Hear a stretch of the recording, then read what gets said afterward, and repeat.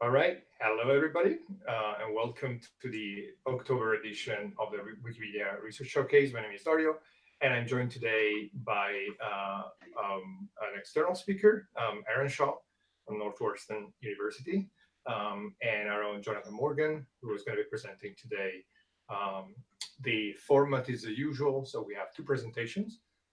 Jonathan is going to present his strong work with Anna Filippova in the first half of the showcase.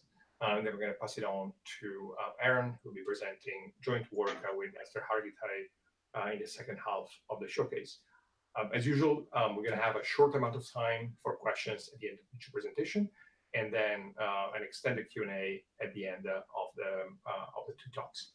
We have Baha in the IRC channel as our IRC host, so if you have any questions and you are in the IRC channel, Wikimedia-research, please ping in and be relaying questions to the audience. And without further ado, Jonathan, the stage is yours. Awesome. Thank you, Dario. Let me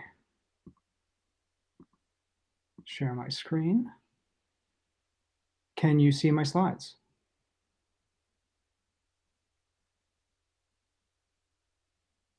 Can anyone see my slides? Yes, we can. Okay, cool. All right. Thank you for joining us today, everybody. My name is Jonathan Morgan. I'm a researcher here at Wikimedia, and today I'm going to present some work that I performed with Anna Filippova, who's a research scientist at GitHub, and unfortunately could not make it today. But the work I'm going to talk about is related to the role of social norms in a Wikipedia subcommunity called the Tea House. I want to start this presentation with what I hope is an uncontroversial statement, that open collaborations like Wikipedia are powerful. They're self-organizing systems powered by dynamic communities of diligent volunteers. They create things that benefit the entire world. And in fact, in many cases, the products they create, like huge multilingual encyclopedias, are so good that we take them for granted. We may not be able to imagine a world without them, and we also may not think very hard about how they came to be. People who study open collaborations have identified several principles that underlie their success. Chief among these is that open collaborations feature low barriers to entry and exit. That means they have low commitment requirements, which makes it easy for anyone to contribute. They utilize volunteer work, which means that contributors are intrinsically motivated, and they feature fluid boundaries around teams, practices, and roles, which means people can organize themselves and coordinate their work in whatever way works best for them. However, these same features that make open collaborations powerful, their low barriers to entry and exit, can also make them vulnerable. Let me explain. Low commitment also often leads to high membership churn, with experienced people leaving and new people cycling in all the time. This, coupled with reliance on volunteer contribution, also makes it harder to enforce rules because people don't have to obey. And fluid boundaries can lead to low group cohesion, which erodes the sense of community that comes when you have more explicitly defined group boundaries, roles, and goals. So maintaining a vibrant and successful open collaboration can be challenging. How do you teach all those new members how to behave? How do you regulate behavior when you need to be careful to avoid discouraging or alienating valuable contributors? And how do you maintain a sense of community and a common purpose? Well, one way that we humans deal with these kinds of challenges in other social settings is through social norms. Norms are shared expectations about how to behave in particular situations. However, as powerful and ubiquitous as norms are, creating and maintaining strong social norms has challenges of its own. One such challenge is that people don't always comply with social norms, even when the norm is clear and the reason for it is self-evident. Norms also don't exist in a vacuum. They can conflict with and contradict one another, making it hard to determine which norms or whose norms should take priority. Such normative conflict can tear communities apart. So how do we understand how social norms affect behavior in open collaborations? And can we use that information to make the norms that govern communities like Wikipedia more effective tools for socializing newcomers, for regulating behavior, and for maintaining strong bonds and shared goals? One prominent criticism of social norms from the social psychology literature is that it's a poorly defined concept. It's not always clear to identify the norms at play in a given social context, or how those norms are influencing behavior. The focus theory of normative conduct by Robert Cialdini and colleagues attempts to address this criticism empirically. The focus theory defines two types of norms, descriptive and injunctive. Descriptive norms are beliefs about how people do act in a particular situation. Injunctive norms are beliefs about what kind of behavior other people would approve or disapprove of. In other words, how you should act. The focus theory also posits that a particular social norm can only be influential if it is activated. That is, if a person's attention is focused on the norm through situational or personal factors that make the norm salient to them. Cialdini designed a series of clever experiments to validate the focus theory, using littering in public places. They put an annoying handbill on the windshield of a subject's cars in a parking lot, and then tested a variety of conditions to see if by making pro and anti-littering norms salient, that is, observable and interpretable as norms, they could change how much people littered. In one experiment, after the subject found the handbill, they had a study Confederate walk by and drop a similar piece of trash on the ground, making a pro-littering norm salient. Under these conditions, subjects were likely to follow the example of the Confederate and litter their own handbill. In another experiment, they placed a swept pile of litter near the subject's car in order to communicate the injunctive norm that although people did sometimes litter here, it was not okay to do so. Under these conditions, they found that subjects were less likely to drop their handbill on the ground. They also experimented with providing conflicting normative cues. For example, they found that if a subject sees swept litter and also sees a Confederate walk by and litter in front of them, they're still unlikely to litter. Experiments like this one provided compelling evidence that injunctive norms are often more powerful than descriptive norms. In other words, people are more likely to behave in a pro-normative fashion if they know they should, even if they see other people violating those norms. Like physical environments, online environments also frequently provide cues to normative behavior. For example, showing the most recent or most popular posts at the top of a page is a common pattern in online forums. This design makes descriptive norms salient by allowing new arrivals to see what kind of thing other people are posting and viewing right now. Another common pattern on forums is to post community rules, FAQs, or policies prominently. This makes injunctive norms more salient by letting newcomers know how they are expected to behave in this community and how not to behave. However, even design cues like these will not assure that people always behave as expected. Online social and environmental cues around what is normative often conflict, which can make it difficult for a newcomer to decide which one to follow. It can also make them miss the cues you want them to notice.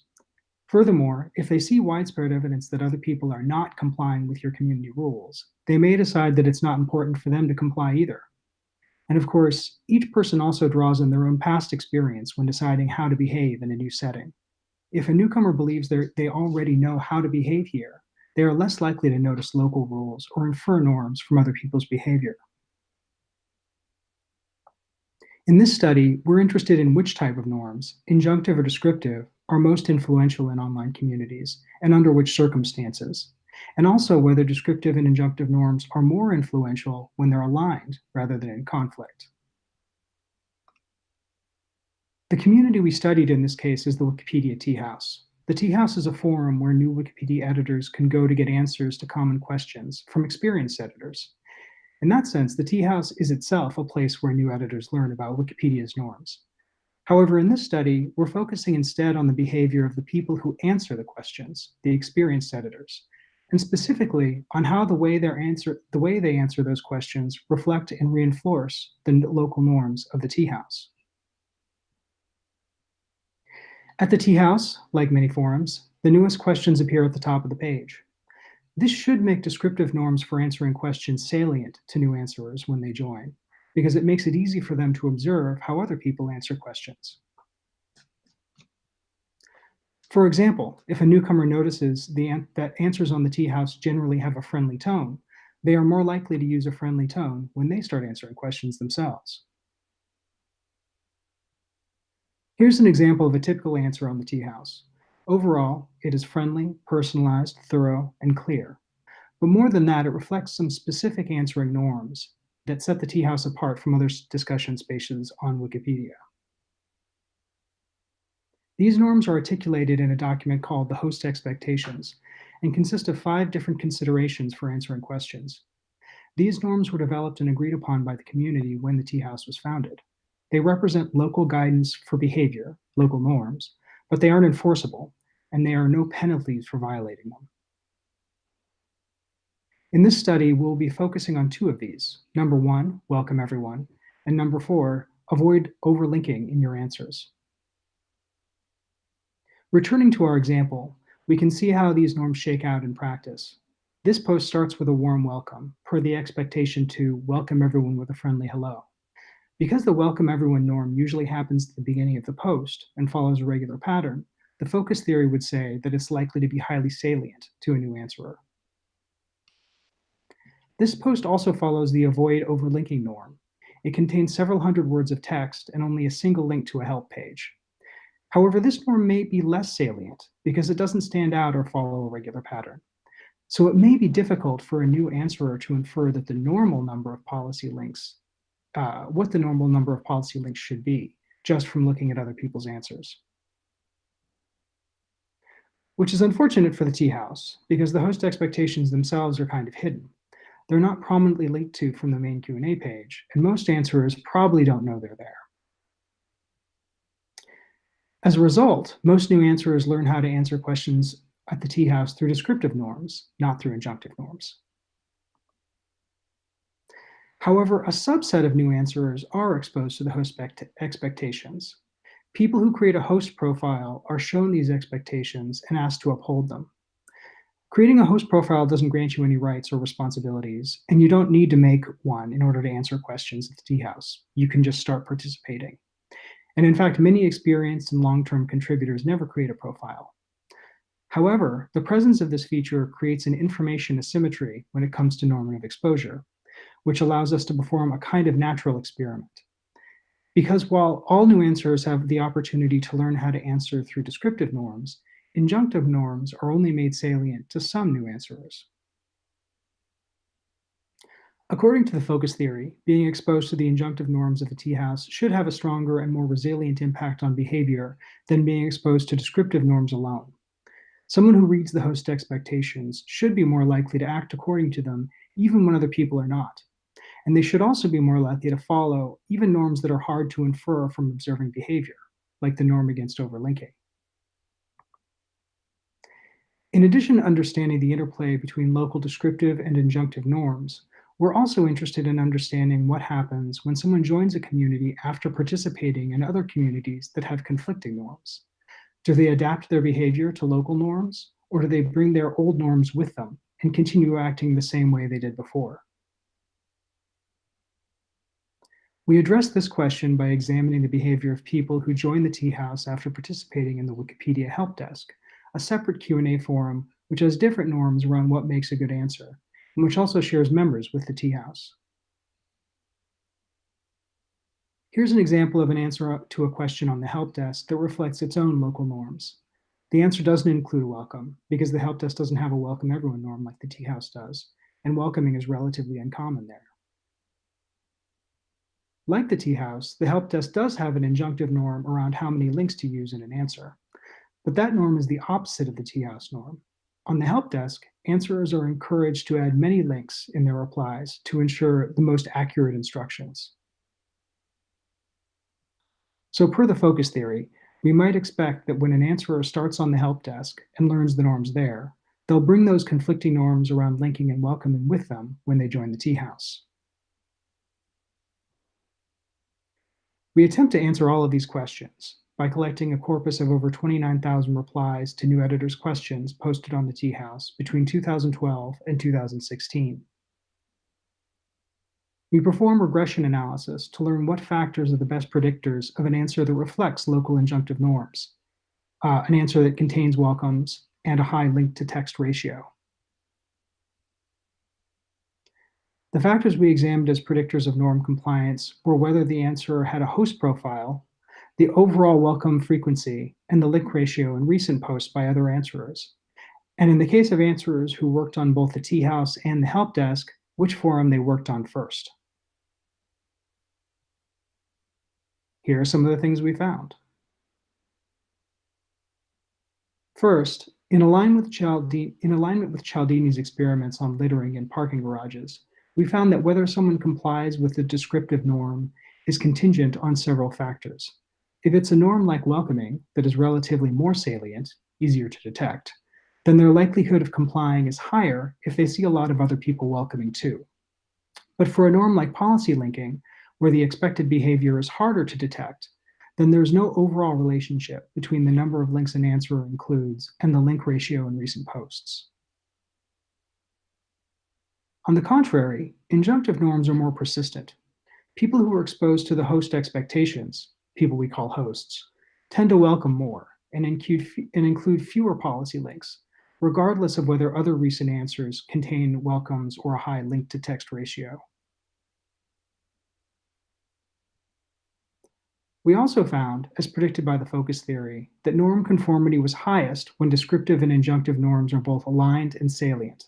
In this case, answers given by hosts at times when there were many other examples of welcoming present on the Q&A board had the highest likelihood of containing a welcome.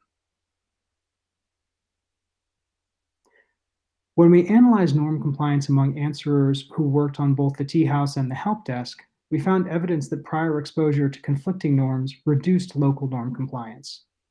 Compared with tea house first answerers, those who start at the help desk are less likely to welcome, even when everyone around them is welcoming, and they tend to include more policy links and less pros in their answers. So while we think that these findings are interesting in their own right for what they say about Wikipedia, we also see broader implications. First, we found evidence in a naturalistic online setting that supports the focus theory, which was developed and tested under experimental conditions in physical spaces. We also observe theory-aligned effects of exposure to injunctive norms, specifically that they exert a more persistent and more powerful influence on behavior, even under conditions where descriptive norms conflict. And we've seen that activation matters. Norms like policy linking, which are harder to observe and infer, are less likely to be activated than more salient norms like welcoming, even among people who are exposed to injunctive norms and examples of pro-normative behavior. We also see several concrete implications for design in these findings. First, our evidence suggests that posting community rules in a forum can be helpful, even if they are not enforceable, and even if not everyone follows them all the time. In fact, the tea house would probably benefit from posting the host expectations more prominently to increase their salience to a wider group of answerers. We also found evidence that highlighting recent examples of pro-normative behavior, perhaps through mechanisms such as upvoting or featured answers, can increase norm compliance. For less salient norms, like the ones around overlinking, simple user interface nudges may be useful. For example, the interface for drafting an answer could track the link-to-text ratio and suggest reducing links or providing additional elaboration to people who are including too many. Finally, our findings suggest that people who join a community from similar communities may need different kinds of socialization than newcomers who have no directly applicable experience to draw on when they're deciding how to behave. And there's much more. It's all long in a detailed paper. So for additional methodological details, more findings, some ethnographic interviews that dive into these phenomena more deeply, and lots more discussion and implications, read the paper, which is now available on Social Archive and will be presented at the Computer Supported Cooperative Work Conference next month, or ask me during Q&A. And that is it. Thank you very much. Awesome. Thank you, Jonathan. We have ample time for questions now. So moving on to Aaron's talk. So I want to ask Bob, is anything coming up from IRC? No questions yet. Okay, I'll start kicking these off with one question I have. This is, like you said, it's great research that also has much broader implications than just Wikipedia or online spaces. And I was thinking of like specifically design implications related to community health norms, specifically safe space policies and code of conduct Right. kind of norms. Safe space policies are designed to follow a model of the injunctive norm, because we know, I mean, they're designed because pure exposure to descriptive norms just doesn't work, right? So you need something that really has a saliency and has an injunctive format for it to be able to be effective.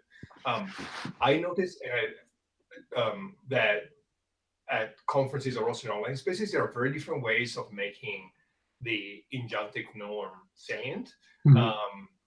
Conferences have started like calling out very prominently at the beginning of say the opening session that an event is subject to some code of conduct. I've seen many people actually introduce an explicit condition at the registration time for people to abide by the terms of a policy by actually taking a box before being able to complete registration. So I think there are many learnings here that could apply to outside the online interaction spaces. And I'm curious if you have any, like, in the context specifically of community health norms, where there's some pattern that could be reused coming out of like this design of research when it comes to how to design injunctive norms for them to be salient enough to be applicable and enforceable. I mean, I think that the biggest takeaway in terms of increasing saliency, so I mean, obviously, yes, posting things publicly, right? And in a context where you want people to be taking them into account is important.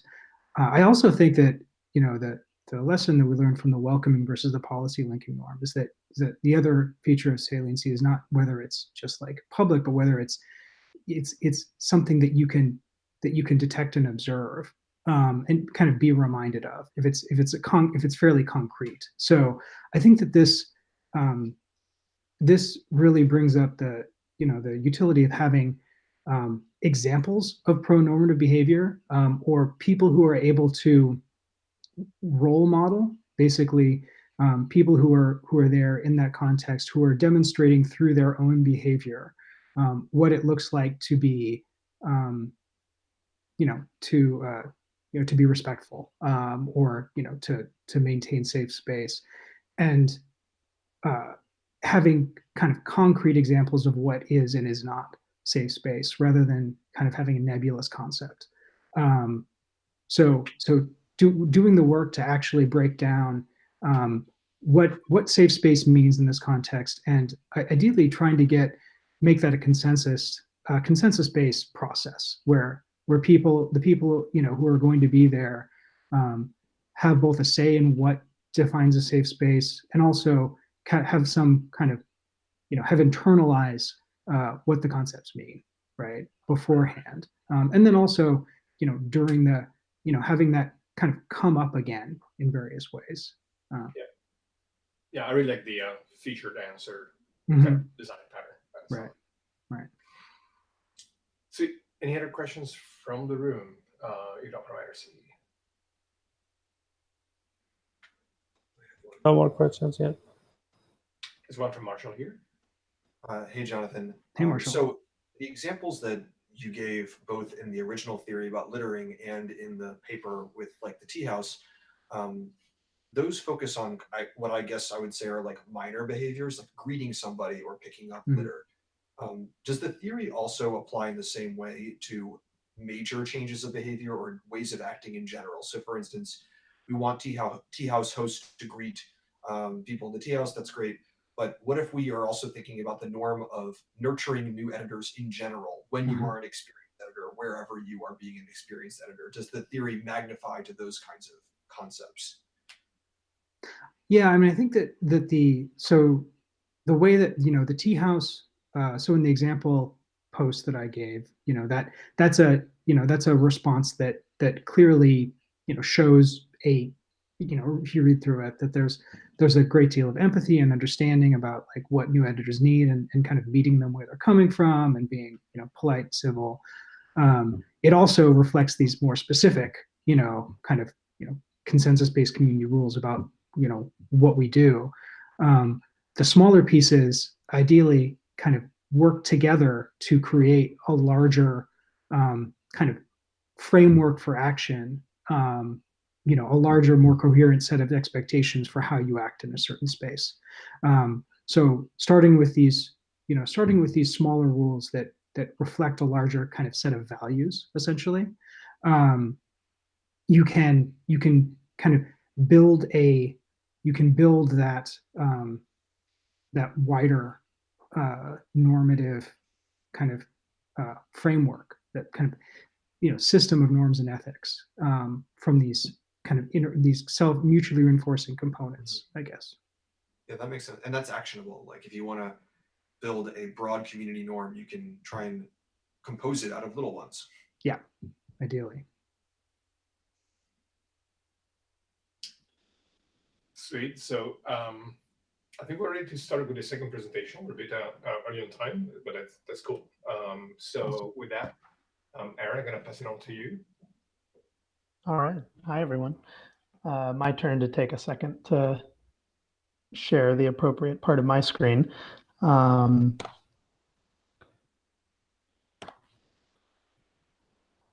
see, is that now coming through for everyone? Yep. Great.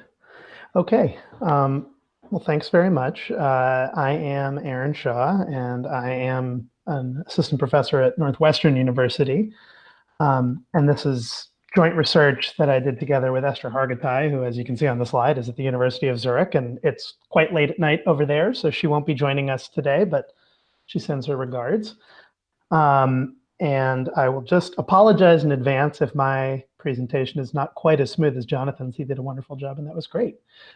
So without further ado, let's see if I can get this to get my slide to advance.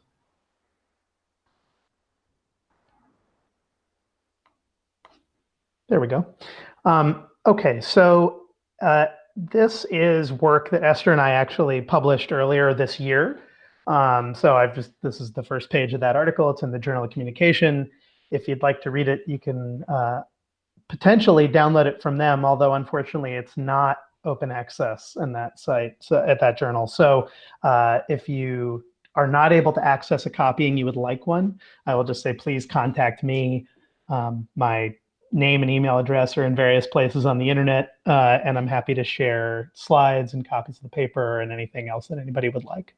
What I want to do in this talk is share the paper, the findings from the paper, basically, and start a conversation about some of the implications of this work that may specifically speak to Wikipedia, Wikimedia projects more generally, and related communities involving sort of open collaboration, open participation on the web. And I'm also going to talk a little bit about some future research directions that Esther and I are pursuing related to this work. Since at this point, this paper has sort of been tied off, I can tell you a little bit more about what we're doing next. So the context for this paper is an idea about knowledge gaps and how that relates to digital inequality. The idea of a knowledge gap comes out of some research in I believe in the 70s actually, that talks about how different levels of media access and skills at navigating media can exacerbate inequalities of education and really socioeconomic inequalities. So basically, it's a story of a feedback loop, right? The generic idea of a knowledge gap is that those with more knowledge and ability to navigate media sources use those skills and knowledge to expand the gap that they already have, conferring greater advantage upon them in various aspects of their social lives. So Esther, my collaborator in this project, and to some extent, I've done a bunch of work understanding how different types of really differentiated levels of participation in various spaces on the internet work, and how those connect to different types of skills and knowledge. And this study is an extension of that. This study is an attempt to understand how different kinds of inequalities of knowledge, of skills, of access to resources may compound each other. And in particular, what we're looking at in this case is a familiar context. So for the purposes of this study, we're really looking at knowledge gaps and participation inequalities in and around Wikipedia. As many of you know, Wikipedia is one of the most important sources for public knowledge sharing and knowledge access in the digital or networked public sphere. And the fact that it's open and can be edited and has been edited by millions of people means that it's an important space where people both access and acquire knowledge, but also where they do that by participating and contributing.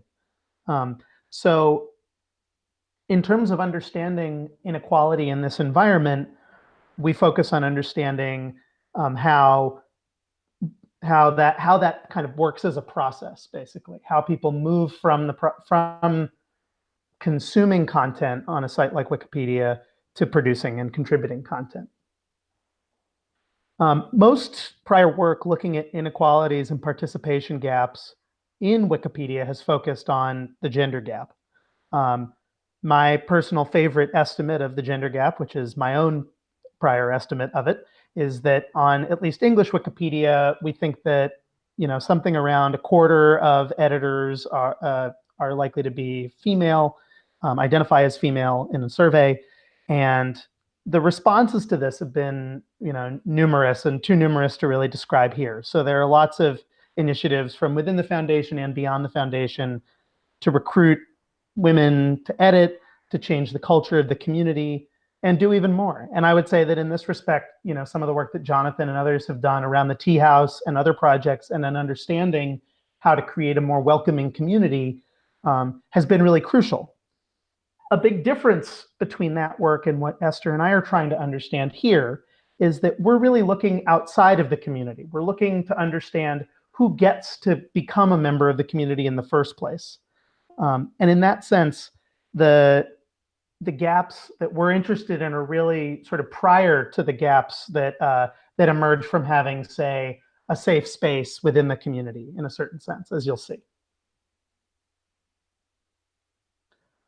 So what we tried to do in this study was develop a really pretty schematic and rough perspective model of how this might work.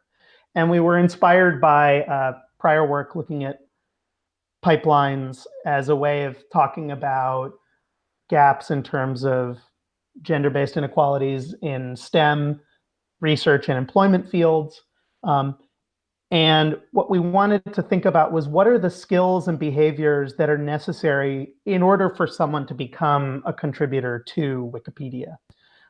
As you can see in this fun little drawing that Esther created for our paper, we've got a really sort of simple version of this that is not very nuanced or very deep, but which we wanted to see, sort of lay it out, test it, see how it helped us understand potentially in different ways the kinds of participation inequalities that there's been evidence of before, and really open up some new questions that we hope we can pursue. So in this case, what we're looking at is how people are not only, internet users, in theory at least, all have access to Wikipedia, but there are some intermediate stages along the way that you can see in our little diagram that people would have to pass through if they're ever going to become a Wikipedia editor. They're not going to be a Wikipedia editor if they've never heard of the site, if they've never visited the site, and if they don't know that the site can be edited. Right? And you can imagine that this is not just true of English Wikipedia or other Wikipedias or other Wikimedia projects, but that it's true of basically any participatory site on the internet. And so, as I started with, we're really thinking about this as a case within a much larger ecosystem of participatory sites on the web that can help us understand how knowledge gaps and participation gaps might work in digital environments. So to understand this and evaluate this, what we did is we collected survey data. And this was an original survey that we commissioned an organization called NORC, which used to be known as the National Opinion Research Center, but now they prefer just to be called NORC at the University of Chicago. So that's what I will call them. As you can see, here are some descriptive statistics about what the survey was like and what sort of sample we got through that survey. The survey is meant to be nationally representative, although it overrepresents certain groups of people, as you can see in those descriptive statistics to the right. The average education level in our sample is a little bit higher than the average in the national population, and people tended to be more active online and have spent more time online than the true sort of national US population seems to be, according to other data sets. I can tell you more about the survey instrument in Q&A if people have questions about that. But for now, I'm just going to focus in on the questions that relate to the topic at hand. So these were the outcomes that we were interested in, right? If you remember my little pipeline diagram, these are the 4 different steps along that process. And what we expected to see was a sort of decreasing rate of affirmative answers to these questions. So, right, we expected to see fewer people editing Wikipedia than hearing of Wikipedia. And here's what we found. So this is just across the entire sample, right? As you can see, the vast majority of our survey respondents, nearly all of them had heard of Wikipedia. And then as you sort of move into the higher skill, higher awareness behaviors, we see these numbers drop off. And I think it's noteworthy that the steepest drop off is really at the bottom there between knowing that Wikipedia is editable and having edited Wikipedia. I also think it's noteworthy that for those of you working at the foundation, it may seem completely unbelievable that only 70% of internet users in the United States, according to our estimate, would know that you could edit Wikipedia. But that's pretty consistent with some prior findings that Esther and I have had. And in general, I think it's often surprising to people who study and work and spend a lot of their lives on the internet that not everybody knows how this stuff works. The other thing I want to point out about this slide is that 8% number. As far as I'm aware, this might be the kind of best, most recent number of an estimate of the US population that has ever edited Wikipedia. And on the one hand, it's a lot lower than those other numbers, as I was saying before. On the other hand, if you think about the percentage of the US population that, say, has sent in a correction to an encyclopedia ever in history, I bet that number would be a whole lot lower. So this is both a cause for celebration, I think, in terms of the relative rate of inclusion that Wikipedia and its sister projects has achieved in terms of building public and open and accessible knowledge resources, and a cause for further consideration and reflection. So just wanted to underscore that. So what I'm going to do is I'm just going to really descriptively summarize the results of some regression models that we ran. What we did was we ran regressions to estimate who engaged in each of those 4 outcome behaviors that I talked about before. I'm not going to show you regression tables because I think that's sort of a horrible thing to inflict on any audience.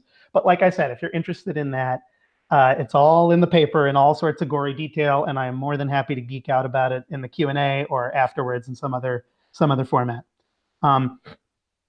Excuse me. So what I'm going to show you are just some descriptions of the regression results here. And here you can kind of get it all in one go. So just starting from the top, we found that education level, internet skills, and I can tell you a little bit more about that measure in a second, and age all helped explain variations in all different steps of the pipeline, right? So kind of across the board, we see that those who are higher educated are more skilled, more knowledgeable about the internet-related behaviors and technologies in general, and who were a little bit younger in age were more likely to have heard of Wikipedia, have visited Wikipedia, to know that Wikipedia could be edited, and to have edited it. And that was strong and statistically robust across any version of the models that we created. Looking at some of the other steps along the way, we see that earlier steps in the pipeline, right? So having heard of the site and having visited it, were also explained by variations that really correspond to socioeconomic status. So income and employment. Having a higher level of income and being employed, you were more likely to be someone who had heard of Wikipedia or who had visited the site. When we look at those middle steps in the process, visiting the site and knowing that it could be edited, we find that those with greater levels of internet experiences, right, who have spent more time and more years online and who have a wider array of points of access to the internet, were more likely to have engaged in those behaviors than others. And finally, and interesting in relation to some of the prior work in this space, we find that gender and race and ethnicity only really help explain variations in the later steps of the pipeline, right? So those are the outcomes that are looking at whether people know that Wikipedia can be edited and whether they've edited or not. Right? And we found that really interesting, that those really only pop up at the very end, right? So to give you a slightly more visual, more tangible sense of what that looks like, and to help you understand it in a different way, I'm going to show you some visualizations that we generated as part of the study as well. And these are all going to be graphs that help on the y-axis. I'm just sort of describing them here. You're going to see the probability of each outcome, and you're going to see it sort of cut and sliced across a couple of different variables. And I'll explain those in more detail for each of the two graphs I'm going to show you. I'm only going to focus in on two for right now, just in the interest of time. So here's the results of our predictions when we look at who knows that Wikipedia can be edited. Right, so that's what you're looking at along the y-axis, the vertical axis. And you can see that that goes from a very low probability at 0% to a very high probability of 100%. And what you see here is across the x-axis, we've got this measure of internet skills. And just to give you a sense again of how that's measured, or I guess I didn't do it before, so I'll do it now. What we did here is this is a measure that Esther has developed and used for a number of years and is validated in a number of ways, where we ask people about a series of different technologies and tools. Things like, what is a PDF? Things like, what is a browser cache? Things like, what does phishing mean? And we don't actually ask people what to answer those questions. We ask them how confident are they that they know what it is. And Esther has validated that if you sort of aggregate people's responses to those questions, it does correspond very well to other measures of how effectively they're able to, for example, find information that they need on the web, right? So this is sort of a generic internet skills index, which we tally up all together and which goes from 1 to 5. So that's what you're seeing measured across the x-axis. And what you're seeing is that as we move from lower levels of that skills index to higher levels, right, as you move from left to right, the probability that anyone knows that Wikipedia can be edited is increasing. Right? All of those graphs are moving up from left to right. But if you look at the different education levels, which correspond to the purple and the green, you'll see that those with an education level of having received a bachelor's degree or higher are much more likely to know that Wikipedia can be edited than those who have less than a BA in terms of their educational achievement. Right? And that's true at every point across the skills index. So that's that separation between the purple and the green across the scale. Then we segment all of this a little bit further by dividing it and looking at male and female respondents to the survey. And here we see that there is, the lines are separated, right? They're separated between males and females across the spectrum. And we see that even when we're controlling for variations in education, and even when we're controlling for differences in internet skill levels, we see that male respondents are more likely to know that Wikipedia can be edited than female respondents. And at the extremes, these differences are really big, right? So a highly skilled, highly educated male respondent to our survey was if you look at the graph here, was approximately 90% likely to know that Wikipedia could be edited. Whereas a low educated, low skilled female respondent to our survey was only about 30% likely to know that Wikipedia can be edited. That's a huge difference. Okay, that was a mouthful, but I won't have to explain it all again for this one, because now we're looking at a lot of the same things just for a different dependent variable. This time what we're looking at is the probability that a respondent had contributed to Wikipedia. And if this graph looks a little bit familiar to you, it might be because Esther and I have actually published a prior study of this in 2015 with a sample of US college students. And the results of this graph look almost identical to that graph. So we feel pretty confident that this is a pretty consistent result at this point. And what I think is notable here, and again, we're looking at the same thing other than that, right? It's looking across internet skills from left to right. And then we see the separation that we're visualizing between education levels of a BA or higher and gender in terms of male or female respondents. Here, what we can see is that's especially interesting is that at the low end of the skills index, essentially everybody is equally unlikely, and I want to say sort of spectacularly unlikely. They're almost completely unlikely to have ever contributed to Wikipedia. Those numbers are not really different from 0. Whereas if you go all the way out to the right end of the graph, you'll see, again, a big difference between people of different education levels and people of different gender. So once again, we see that highly educated, highly skilled male respondents are the most likely to have ever edited Wikipedia, and the probability that they've ever done that is approaching 25%. Whereas lower skilled, lower educated female respondents, the probability is under 10%. So, okay, so thanks for bearing with me as we went through those graphs. Let me try to sum this up a little bit. So what we come out of here with is a story that this pipeline idea seems to hold up, right? I think not terribly surprising in that respect. But what's interesting is to look at the specifics of how these kinds of behaviors disaggregate, right? We see drop off across the pipeline, but we see that education and internet skills really help explain variations throughout. And that things like the gender gap really only happen towards the end, in those last 2 stages that I talked about in the graphs, where we see differences between male and female respondents. Had I shown you the same graphs for the earlier stages in the pipeline, there's no gap between those male and female respondents. So that sort of helps put in perspective some of the earlier work, where we've been really focused as a research community and as a community working with these projects to think about the gender gap as this pervasive problem that happens throughout. But it turns out that the gender gap seems to occur at specific points in people's accessing and contributing to the community. So when we want to think about the broader takeaways of this, I think it's important to think about sort of what if the implications for projects like Wikipedia, that is trying to build the sort of largest open repository of knowledge that anyone can edit. I think is that really thinking about barriers to participation in a much more multidimensional and almost sequential, stage-wise kind of way. What we've talked about here that really hasn't been covered in prior research are these sort of levels of awareness that happen between becoming having access to the internet and becoming a contributor to a community. I think prior research has maybe tacitly sort of assumed that if you're connected to the internet, well, then you could be an editor of Wikipedia or an editor of any other online kind of participatory website.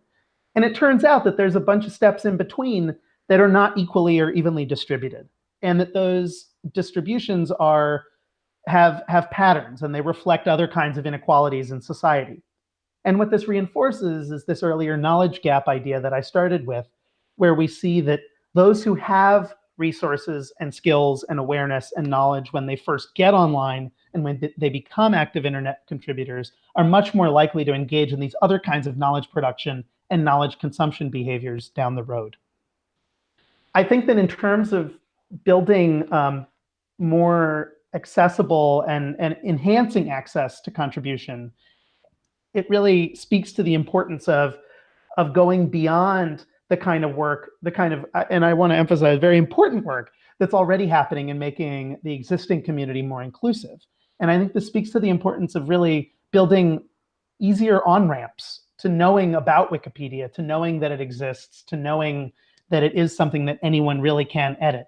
And really continuing to evaluate whether and how particular interventions are affecting particular types of people, right? This work suggests that those who already know that Wikipedia can be edited may need a certain kind of intervention to help them become active and sustaining members of the community. Whereas those who don't have that knowledge already, who have maybe never even visited the site, well, they probably need a very different kind of intervention. And I think that's a real opportunity for work that those inside and outside the foundation can pursue. Stepping back even a little bit more broadly here to think about the broadest level of implications for this, I think that there's a lot of work to be done to understand how these kinds of gaps may or may not work in other spaces on the internet. We find evidence here that existing knowledge gaps are likely to contribute to feedback loops in terms of digital inequalities. How does that look on other websites and in other places on the internet? That's something that Esther and I are currently investigating, but that I think there's a huge opportunity to do a lot more work on. Likewise, I think that this is something that has changed over time, right? Jonathan talked about some sub-communities within English Wikipedia that are approaching, solutions to these kinds of problems in very different ways. But I also think that communities at different points in their lives may face different versions of this kind of issue, right? It's very different to talk about who is and who isn't knowledgeable about English Wikipedia today than it was in 2005, for example. Or then it might be to talk about who is and is not aware of contribution opportunities in Wikidata, right? Or insert your favorite community here. So I think understanding this more broadly, both in terms of across other communities and over time and over community life cycles and stages of their evolution, is really an opportunity and something that we're interested in, and that I'd love to talk about more.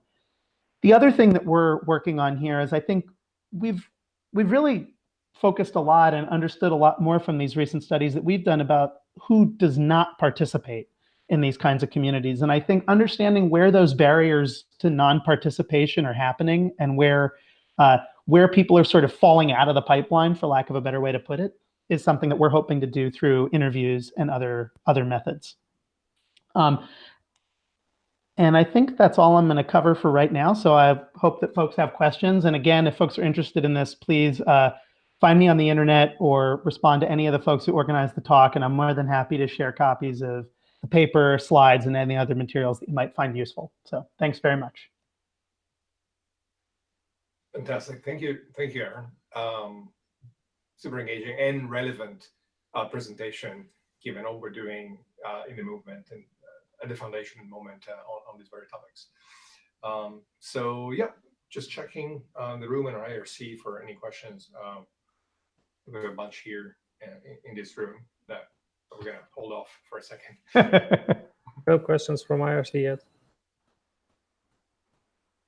Sorry, say again, Bob? We don't have any questions from IRC yet. Gotcha. Okay. Marshall, you want to go with yours? Okay, well, I mean, so we were kind of wondering about the that 8% number. You mentioned like that it seems high. I was just kind of trying to game out in my head how high it really seems. So 8% of American adults would probably be something like 19 million people. And I don't know if anyone knows off the top of their head, like how many distinct usernames and IP addresses have even edited English Wikipedia? Is that it? Because that's a ceiling for that kind of number. But yeah, I don't know. I was wondering if you thought about that, Aaron. Yeah, that's a great question. I think that it's likely that that number is a little bit high in our data set too. I sort of alluded to this at the beginning that the survey, I think it overrepresents active internet users and it overrepresents people with higher levels of education and income. And as you saw in the rest of the talk, those are exactly the people who are more likely to be Wikipedia editors in the first place, right? So while I could go and dig up the survey weights that we got from NORC to try to come up with a slightly more precise estimate, I prefer to just kind of report the data that we have and throw a few grains of salt on it in this way. So I would guess that 8% number that we're getting is also a little bit inflated. But I hesitate to make a guess as to exactly how inflated it might be. Gotcha. And then my second question was that pipeline drawing. You all chose 4 or 5 different segments of the pipe. Yeah, 4. In doing that, did you all consider additional, more granular segments and then kind of aggregate them up? Because I was wondering if there really are many more segments in between the big ones that move people from one to the next. Full disclosure, Marshall is working on the growth theme, so really cares a lot about one specific segment. Right. So I mean, to give you an example, on our team, we care about retaining new editors. And so the part of the pipe that we focus on is between when people create an account and when they make their second edit. Like that is the part of their life that we care about, getting them to their first edit and then to their second one. And so we've been trying to figure out like what are the little segments in there that people have to achieve in order to keep moving through, such as open the editor, right? Type something in the editor, save the edit. Those are really, really granular. But I was wondering, because we've been thinking that way, whether there's granular ones higher up in the pipe. Right. Yeah. I think I sort of apologized a bunch for the coarseness and crudeness of our graphic, but I think it's also a pretty coarse and crude idea. And honestly, this was something that we just sort of sketched out before we did the study because we weren't aware of anybody having sort of looked at this, even at this level of granularity before in terms of participation across a bunch of different sites. So to answer your question more directly, I think there probably are more granular levels, and I think you could break this down a lot more. We don't have more granular levels in our survey. And I think that, to the extent that something you have a much greater opportunity to do through the foundation, which is really to just focus in on understanding who moves up a sort of ladder of engagement or through a pipeline or whatever metaphor you want to use, right? I'm not attached to the pipeline idea in any profound way. I think there's a huge opportunity there to really break that down further. I don't have any specific empirical examples in mind, but I think another body of work that speaks to this, for example, is something like I see Isaac's name on the call there, but I know that Isaac and other collaborators of his, including Brent Hecht at Northwestern, have done some work that helps to understand when people encounter content from Wikipedia elsewhere on the web, for example, in Google search boxes, excuse me, they often don't even realize where it's coming from. And so my guess would be that you could even insert, that would be an example of some way that you could say people have encountered Wikipedia content, but who aren't even aware that it's Wikipedia content, right? That's just one additional grain that you could drop in there. And I think that, both at that end of the pipeline, sort of the extreme early part where people are on the web and accessing various things, but maybe don't know what Wikipedia is or have never visited it directly. And then the end that you're working at where people are moving from edit 0 to edit 1 to edit 2. I think there's got to be a ton in between.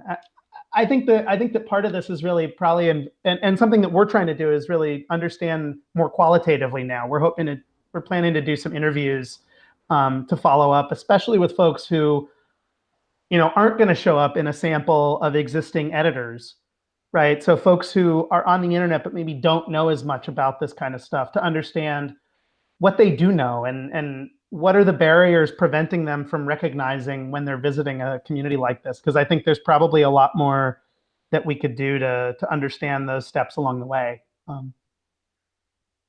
that makes sense. Thanks. Thank you. I'm going to jump in and ask another question more focusing on the gender-related issues, and specifically the intervention-related implications of what you presented.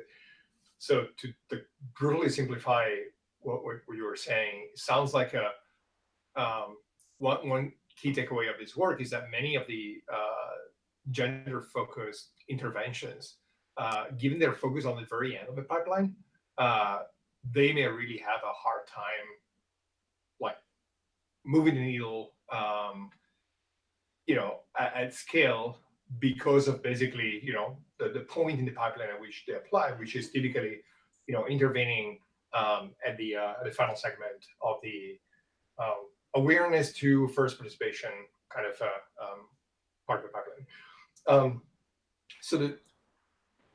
I think it's a very valid concern, and I think that this compounds also with the fact that obviously there's a very steep barrier for this that is basically caused by the pre-existing bias when it comes to gender in sources that people use and representation. So all of this basically concurs in making that work even harder if it's tackled downstream in a way.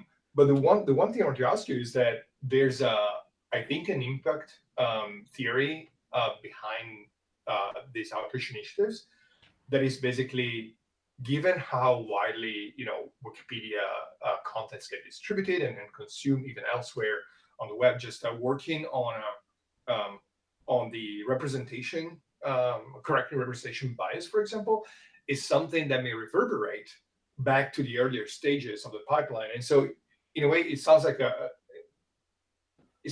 stages that you enumerated are kind of independent, but I'm just wondering if there's a way of thinking, hey, these downstream interventions actually may affect some of the earlier stages. Let's say, for example, the literacy one, right? If there's no content on a specific topic on the internet, it's unlikely that the relevant category of people who may pick up some skills and develop further literacy, maybe even interested in that. So I mean, like, I'm curious about like feedback effects that may affect the early stages of the pipeline. Yeah, that's a great point. And I think both of these questions really underscore the weakness of the metaphor too, right? I think getting the danger of calling this thing a the benefit of calling this thing a pipeline is that people have heard that idea before, and that it sort of creates a cognitive shortcut. The weakness is that that cognitive shortcut is really problematic. Like, in the sense that I don't think, I think your question really perfectly points to some ways that it's not a terribly linear, it's a complicated social phenomenon, who participates and who doesn't, and who has access and who doesn't. And it's not likely to be a linear process. So it's not as simple as, well, if we cram more people from stage 1 of the pipeline into stage 2 and more people from stage 2 to stage 3, that we will then have billions of people editing English Wikipedia and we get to, you know, wash our hands and walk away. I think that's not likely to be the way it works. And I think you're exactly right that understanding this is just one way of thinking about this. And I think that having a more precise and empirically validated sort of theory of how this could change is probably definitely an entirely separate thing, right? I don't think, I think that there's already been, there's some evidence that things like the art and feminism editathons really have a big impact in terms of correcting content coverage biases, right? Like, if nothing else. Right, I think understanding sort of how those content coverage corrections reverberate in the ways that you put it, and may shift the sort of people's understanding of what is or is not covered in the encyclopedia, and may shift people's baseline perceptions about what kind of a place it is or what kind of content it has or not. Right, I think those are all potential pathways to changing this. And I think what's important to me about this is making it clear that I don't think this research really gives us a very precise way forward in that regard. And I think that understanding the potential pathways forward is a really important area for more work in my mind. I have the luxury of saying that because that's sort of just my job. I think from the perspective of in terms of, I'm talking to a bunch of people at the foundation whose job it actually is to figure out what they're going to invest in and make bets on in terms of what's likely to work. I think that here it's really about pursuing diverse strategies and evaluating early and often, right? I really just think doing robust impact evaluation of all the different strategies that you're pursuing is probably the most important step that you could take. And I think that thinking in those multidimensional ways, right, that maybe this isn't going to be linear, maybe that increasing content coverage in a sort of underrepresented area could reshape people's perceptions of the site, and could we measure that, might be a worthwhile way to think about this in terms of next steps. But yeah, in terms of where you started, I really was surprised by the extent to which there were inequalities along gender lines specifically, in terms of who knew that Wikipedia could be edited or not, right? And so I think that's an example of the more we can learn about different points in these sort of on-ramps and ways that people learn about this kind of community, the more opportunity it gives us to develop concrete strategies that we can then evaluate the impact of. So that to me feels like if there's a contribution of this study to that work, hopefully it's opening up some new possibilities and some new directions and some new ways of understanding what the impact of different initiatives might be. Yeah, and you've had like big confounds that we're going to be aware of, like the early stages. Totally. Yeah. That was surprising to us too. We did not expect that at all when we started this study. Yeah. Thank you. Yeah, thank you. Are there any other questions, online or offline? Yeah, I'd like to ask one. Isaac here. Thanks, Aaron, for the great talk. I was curious if you could speak to some of the, so this work was done in the US, thinking kind of beyond the US, something like education makes sense to me that would, you would see that show up in a lot of different countries, but maybe gender would show up in different ways. So I was just wondering if you could talk to that. Yeah. I know that there has been a little bit of work that's tried to take some of these kinds of measures of participation and skills that Esther uses and examine them in other national contexts, and the results have been different. If I don't think anybody's really directly tried to link it to Wikipedia editing specifically, at least not that I'm aware of. But if if you're interested in some of those citations, I could dig them up, or I think they might even be in the references to that paper, just in terms of work that's looked at skills and participation in other countries, right? There's a lot of great research happening in Europe on this. I think there's some in Latin America and Asia. I'm aware of less of it in Africa, for example. But yeah, I mean, my sense is that these things really do vary quite widely. And I mean, even looking at the results of some of the previous foundation editor surveys, right? You can see that participation rates and the demographics of who participates vary a lot. So, I think, one idea I've heard sort of thrown about in the past in conversations with folks at the foundation and elsewhere is this idea of sort of targeting particular populations that might be especially strategically important, right? So if you have language editions, for example, in Wikipedias that are much, much smaller than the potential speaker community, right? So let's say, I don't know how many millions or billions of people speak English in the world, but if you compare that to the size of English Wikipedia proportional to the size of the speaker population, and then try to generate the same ratio for a few other languages and speaker and language editions and language speaking communities around the world. I know that the foundation has made an effort, for example, to increase participation in Portuguese language Wikipedia, right?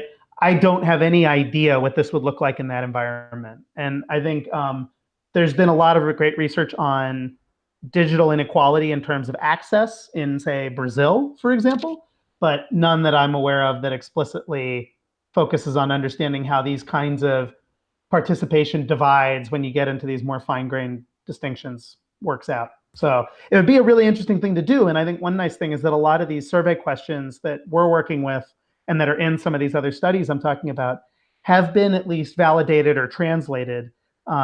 And so there's a bit of a roadmap in terms of if you or somebody else wanted to pursue that, I think there's a bit of a roadmap in terms of some steps you could take to at least start to gather the data to understand the landscapes in those places. But yeah, I have no knowledge of anybody who's really directly gone after that yet. Fantastic. Thanks. I appreciate that. Yeah, thanks. Actually, I passed this on to the folks in the new readers team that are working on just Wikipedia brand awareness, right, in different markets. That's so they can check basically their own instrument design and see how that compares to this. Oh, yeah. So that would be fun. Yeah.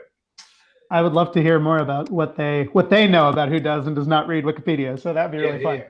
Absolutely. Yeah. Sweet. Any other question from the room or from IRC? A little bit more time. No questions from IRC, unfortunately, or fortunately. All quiet on Freenode today. That's All right. So big thank you to our speakers. Thanks for joining us today. And I'll ask you to share the slides so we can post them on social media and on the showcase website. And see you all next time in November.